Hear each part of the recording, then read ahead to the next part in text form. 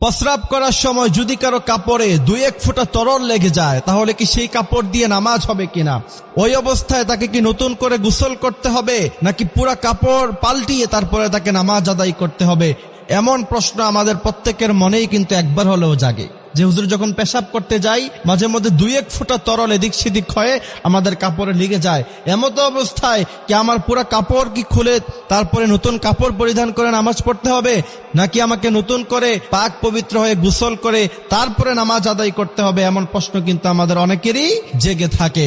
এই প্রশ্নের উত্তর হলো, প্রথম কথা হচ্ছে আপনি যদি প্রচন্ড পরিমাণে অসুস্থ হন যে আপনার প্রস্রাবের ফোঁটা একটু পর পর বের হয়ে যায়, একটু পর পরই আপনার প্রস্রাবের ফোঁটা বের হয়ে যায় এবং আপনি ওযু অথবা গোসল করার পরে আপনি যখন সালাত আদায় করবেন অথবা নামাজ আদায় করবেন এতটুকু সময়ের মধ্যখানে আপনি কখনোই নিজেকে সেফ রাখতে পারেন না।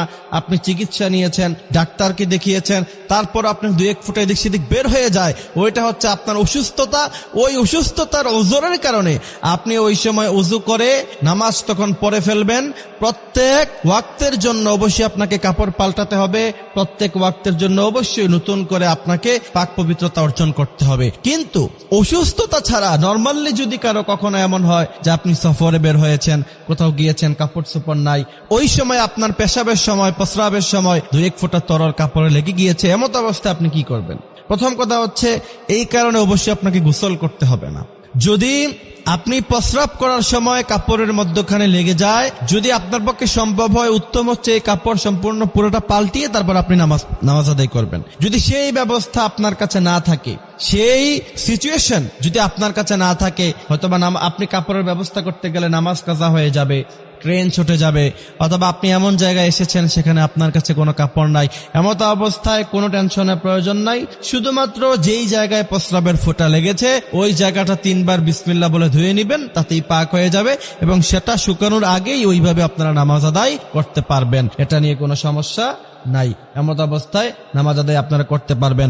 অনেকে এই ভয়ে যে প্রস্রাবের ফোঁটা একটু লেগে গিয়েছে, এখন এটা নাপাক হয়ে গিয়েছে, এই কাপড় দিয়ে আমি নামাজ পড়ব কিভাবে, এই ভয়ে অনেককে টোটালি নামাজ ছেড়ে দেয়। এমন মুসল্লি আছে না?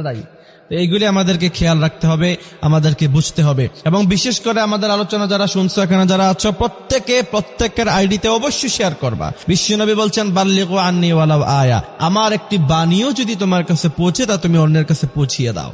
এবং আপনি যদি একটা মাসালা শিখেন তাহলে 2 রাকাত নফল নামাজ পড়লে যেই পরিমাণ সওয়াব হয়, একটি মাসালা শুধুমাত্র আপনি শিখলেন, আল্লাহ পাক ওই পরিমাণ সওয়াব আপনার আমলনামায় দিয়ে দিবে। সুবহানাল্লাহি ওয়া বিহামদিহি সুবহানাল্লাহিল আযীম। এই কারণে শিখে রাখবেন, তালাবুল ইলমি ফারিয়্যিদা আলা কুল্লি মুসলিম। প্রত্যেক মুসলমানকে বড় আলেম হওয়া ফরজ নয়, বড় মুহাদ্দিস, বড় মুফাসসির, বড় ওয়াইজিন হওয়া ফরজ নয়, ওয়াজিব নয়, কিন্তু প্রত্যেক মুসলমানকে অতটুকু ইলম শিক্ষা করা অবশ্যই ফরজ যতটুকু পরিমাণ ইলম শিখলে পরে সে সুন্দরভাবে সালাত আদায় করতে পারবে, ফরজ রোজাগুলি রাখতে পারবে। আপনি সারা জীবন নামাজ পড়তে পড়তে কপালে দাগ পরিয়ে দিলেন, কি লাভ হলো যদি আপনি পবিত্রতা অবস্থায় নামাজ না পড়েন, আপনি নামাজের মাসালা না জানেন? এজন্য অবশ্যই আমাদেরকে দ্বীন ইলম শিক্ষা গ্রহণ করে নামাজগুলি আদায় করতে হবে। আল্লাহ পাক সেই তৌফিক আমাদেরকে দান করুক, আমিন।